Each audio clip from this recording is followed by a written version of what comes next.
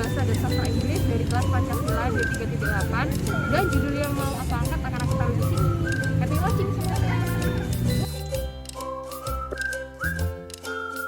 Oke, halo semuanya. Perkenalkan, nama aku Karen dari kelas Pancasila D3.8. Jadi judul yang mau aku angkat di proyek kali ini berjudul Pancasila The 5 Keys to World Peace. Jadi kelima butir nilai Pancasila ini itu sebenarnya bisa kita jadikan contoh atau bisa kita jadikan acuan yang positif untuk menyebarkan nilai-nilai positif kepada teman-teman di seluruh dunia guna mencapai perdamaian dunia. Jadi siapa sih yang nggak ingin dunia ini hidup dengan damai, tanpa ada konflik, tanpa ada masalah.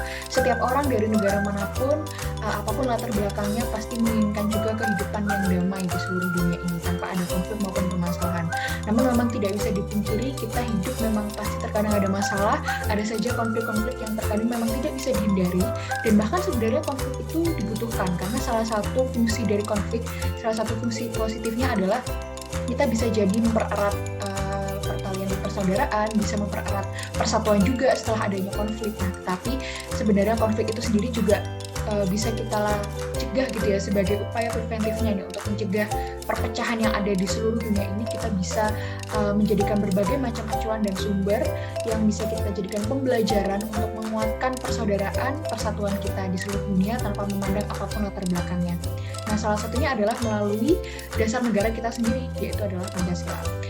Saya pernah membaca di salah satu artikel, terdapat sekitar 2 atau 3 artikel yang pernah mengatakan bahwa Presiden kita, Bapak Joko Widodo, juga menginginkan supaya nilai-nilai Pancasila ini kelak bisa ibaratnya go internasional gitu ya. Jadi orang-orang dari negara lainnya bisa belajar juga dan bisa mendapatkan nilai-nilai positif yang ada di Pancasila untuk diterapkan dalam kehidupan bernegara di negara lainnya.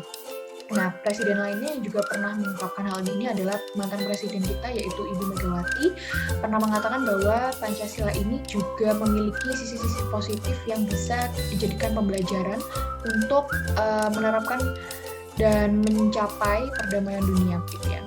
Nah, kalau sebagai warga negara Indonesia sendiri, kita pastinya hafal bahwa kelima butir Pancasila ini itu apa saja. Yang pertama ada ketuhanan yang Maha Esa, kedua ada kemanusiaan yang adil dan beradab, ada persatuan Indonesia, yang keempat ada kerakyatan yang dipimpin oleh hikmat kebijaksanaan dalam permusyawaratan perwakilan, dan yang terakhir adalah keadilan sosial bagi seluruh rakyat Indonesia. Dan kali ini saya akan uraikan satu persatu mulai dari sila yang pertama dan apa aja sih manfaatnya atau implementasinya dalam mencapai perdamaian dunia.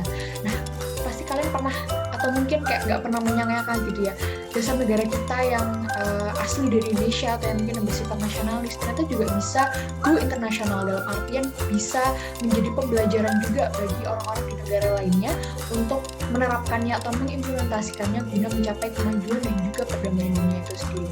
Baik, langsung aja mulai yang pertama. Sila pertama ada ketuhanan yang Maha Esa.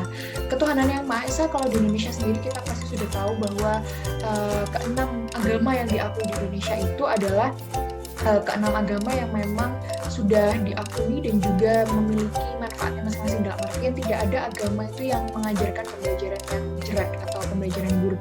Setiap agama pasti mengajarkan kebaikan dan merupakan hak kita semua untuk memilih agama mana yang mau kita anut, karena negara juga sudah memberikan kita kebebasan asalkan di 6 agama tersebut yang telah diakui di Indonesia. Lalu jangan lupa untuk ketuhanan yang Maha Esa, dalam artian semua agama tetap harus mengikuti ajaran agamanya yang baik, harus tetap mengikuti ajaran Tuhan yang baik, dan tentunya ajaran Tuhan itu pasti bersifat positif, tidak ada yang menghantarkan kepada keburukan. Sama seperti ketika kita mengimplementasikannya ke dalam kehidupan sehari-hari, terutama bagi orang-orang di seluruh dunia juga, mau apapun agamanya, mau apapun kepercayaannya, selama kita semua mengikuti ajaran Tuhan yang baik, selama kita benar-benar menerapkan ajaran-ajaran agama kita dengan baik, pasti juga akan mengantarkan hasil yang baik pula. Tidak mungkin mengantarkan kepada konflik atau kepada perpecahan seperti itu. Jadi ketika kita benar-benar bisa mengamalkan nilai-nilai positif dari Tuhan, dari agama kita, pasti insya Allah juga akan menghasilkan hasil yang baik pula. Dalam artian akan menghantarkan kita ke kedamaian, ke jiwa dan hati yang tenang, ke kehidupan yang rukun bahagia, bukan kehidupan yang penuh perpecahan, konflik dan sebagainya. Karena seperti yang saya bilang tadi, tidak ada agama yang mengajarkan kejelekan. Semua agama pasti mengajarkan kebaikan, seperti itu. Lalu yang kedua adalah kemanusiaan yang adil dan beradab. Di sini ada dua kata yang perlu kita garis bawahi, yaitu ada adil dan beradab. Kita hidup bermasyarakat, kita hidup berbangsa dan bernegara, memang sulit terkadang untuk bersikap adil bahkan terhadap diri kita sendiri, karena terkadang hak asasi manusia kita tuh juga bersinggungan dengan orang lain. Namun bukan berarti itu membuat kita bersikap semena-mena, karena menjunjung keadilan itu penting. Dan juga hidup sebagai manusia yang memiliki adab itu juga penting. Dan adab ini merupakan hal yang tidak bisa kita lepaskan, karena seperti tagline Universitas Erlangga, excellence with morality. Jadi excellence saja tidak cukup, cerdas atau mungkin berkompeten saja tidak cukup, excellence saja tidak cukup. Kita butuh moral yang baik, karena excellence dan morality ini ketika dijadikan satu maka akan menghasilkan kualitas manusia yang paling hebat, ibaratnya seperti itu. Maka dari itu ketika kita hidup di negara manapun itu, memang perlu untuk menjunjung keadilan. Ketika kita bahkan sudah menggapai keadilan kita sendiri, tetapi ternyata ada orang lain yang ternyata belum menggapai keadilannya, kita harus membantu mereka selama kita bisa. Karena walaupun hak asasi manusia kita bersinggungan dengan hak asasi manusia orang lain, tetapi jiwa nurani kita, jiwa kemanusiaan kita juga harus peka terhadap apa yang terjadi terhadap orang lain. Ketika ada orang lain kesusahan, kita harus membantu. Itu adalah salah satu ajaran kebaikan yang sebenarnya sudah diajarkan di seluruh dunia, baik agama manapun, maupun dari suku manapun, maupun dari bidang pelajaran atau bidang ilmu apapun. Membantu orang lain itu adalah sebuah hal yang sangat baik, sangat dianjurkan, dan tentunya juga akan membawa kita ke dalam perdamaian itu sendiri. Karena ketika kita membantu orang lain, sama saja kita sekaligus menjalin relasi yang baik dengan orang lain pula. Lalu yang ketiga adalah persatuan Indonesia. Persatuan ini kalau di negara kita sendiri tentunya Persatuan Indonesia Bhinneka Tunggal Ika dari Sabang sampai Merauke, dari Miangas sampai Pulau Rote.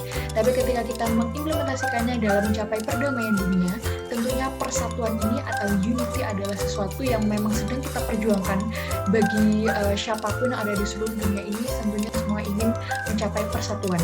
Memang seperti yang sudah saya bilang tadi, tidak bisa dihindari terkadang konflik itu bisa terjadi. Konflik antar negara, konflik antar suku, atau konflik antar agama itu, atau konflik antar kelompok mungkin, itu sangat-sangat rentan terjadi, is very vulnerable.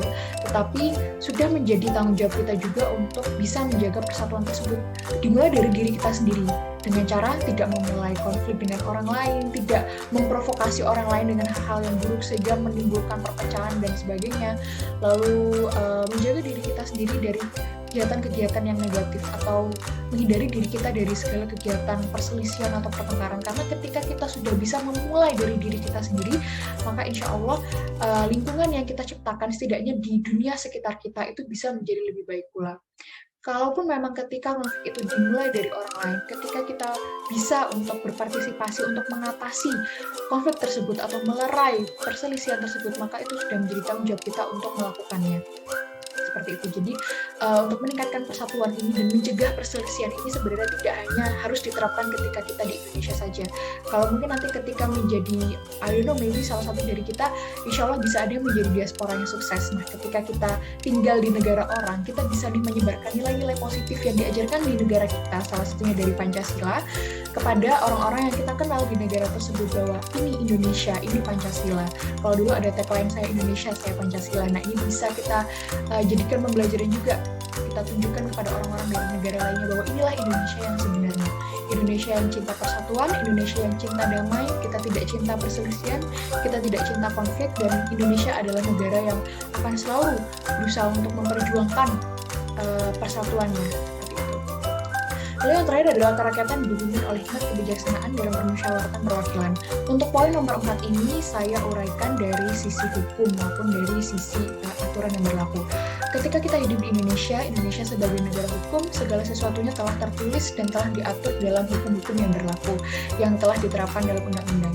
Nah, sebenarnya kalau di negara-negara lainnya tentunya juga pasti memiliki hukum yang berlaku di negaranya masing-masing, memiliki regulasi yang berlaku di negaranya masing-masing pula. Tetapi memang ada satu atau dua atau mungkin beberapa kelompok peraturan yang telah ditetapkan, dan ini berlaku di seluruh dunia, mungkin ditetapkan oleh badan-badan organisasi dunia seperti UNESCO, seperti WHO, seperti itu ya, peraturan dalam bidang apapun. Sebenarnya di sini saya ingin menekankan bahwa apapun yang kita lakukan, jika itu adalah adalah tindakan yang melanggar hukum, pasti akan mendapatkan imbalannya tersendiri, pasti akan mendapatkan hukumannya tersendiri. Karena hukum itu kan sifatnya memaksa dan mengatur ya. Ketika kehidupan kita setelah diatur oleh hukum, telah diatur oleh aturan dan regulasi yang berlaku di negara kita maupun ketika kita tinggal di negara lain, maka dijamin negara tersebut akan menjadi lebih aman, lebih damai, dan juga tidak muncul lagi tuh kejahatan yang bermotif sama, tidak muncul pula pelaku-pelaku kejahatan dengan motif yang sama karena telah dibuat jera oleh aturan dan hukum yang berlaku.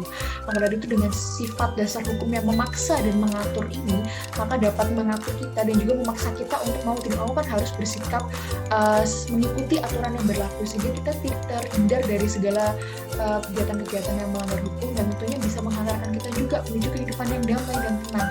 Karena ketika kita tinggal di suatu wilayah yang banyak konflik, banyak yang terjerat masalah hukum, pastinya kan juga mempengaruhi kehidupan kita juga gitu. Kita jadi tidak tenang, kita jadi mendapatkan pembelajaran yang negatif seperti itu. Jadi dengan hukuman atau dengan aturan yang bersifat memaksa dan mengatur ini tentunya bisa lebih memaksa kita begitu dalam tanda kutip untuk mau hidup damai dan mau menciptakan lingkungan yang rukun setidaknya di dunia sekitar kita. Dan yang terakhir adalah keadilan sosial bagi seluruh rakyat Indonesia. Nah, ini untuk keadilan sosial sebenarnya juga sama di poin nomor 2 tadi, cuma akan saya lebih jabarkan lagi. Karena di Indonesia sendiri kita sama-sama menjunjung keadilan, walaupun memang terkadang menjunjung keadilan itu sangat sulit, banyak sekali cobaannya, banyak sekali tantangannya, bahkan terkadang bersinggungan dengan aturan dan hukum yang berlaku itu sendiri. Tetapi bukan berarti kita tidak bisa memperjuangkan keadilan. Seperti yang saya bilang tadi, ketika setidaknya kita bisa memperjuangkan keadilan untuk diri kita sendiri, untuk mendapatkan hak-hak kita ketika kita sudah melaksanakan kewajiban tentunya, untuk mendapatkan keadilan misalkan ketika kita diterpa suatu masalah, ternyata kita mendapatkan hasil yang tidak sesuai dengan realita atau tidak sesuai dengan ekspektasi kita, gitu bisa mencoba untuk memperjuangkan keadilan kita seperti itu. Ketika kita mencapai perdamaian dunia, memang mencapai keadilan ini dalam usaha memperjuangkannya pasti memang akan ada banyak konflik yang terkadang mungkin memang bisa menimbulkan perselisihan malah dari seluruh negara-negara di dunia. Tetapi bagaimanapun keadilan ini harus tetap dijunjung, keadilan ini harus tetap kita perjuangkan karena ketika kita ingin mendapatkan hak yang memang sepatutnya untuk kita, maka kita harus melaksanakan salah satu kewajibannya, dan menurut saya salah satunya adalah dengan memperjuangkan keadilan tersebut. Nah, baik teman-teman, itulah tadi kelima nilai-nilai positif yang kita ambil dari setiap butir-butir Pancasila yang ternyata bisa bermanfaat untuk keberlangsungan perdamaian dunia dari seluruh negara di dunia, apapun latar belakangnya, apapun regulasinya, apapun peraturan-peraturan yang berlaku di setiap negara masing-masing. Nilai-nilai positif dari Pancasila ini sebenarnya juga bisa kita manfaatkan, bisa kita jadikan pembelajaran juga untuk mencapai persatuan, kedamaian, dan ketenangan di dunia ini. Seperti itu. Seperti yang lihat teman-teman udah lihat, saya sudah pakai wallpaper yang menandakan world peace atau perdamaian dunia seperti itu.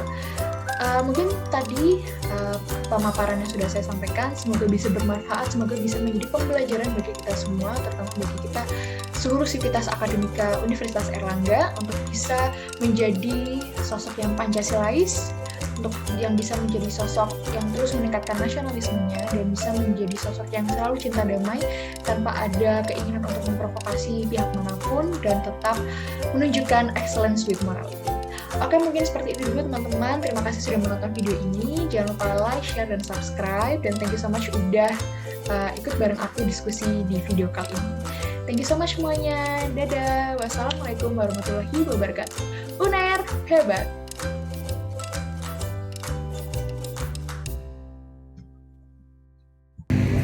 Gimana teman-teman videonya? Thank you udah nonton ya. Jangan lupa like dan subscribe dan share ke teman-teman kalian semua. UNER hebat. Dadah semuanya.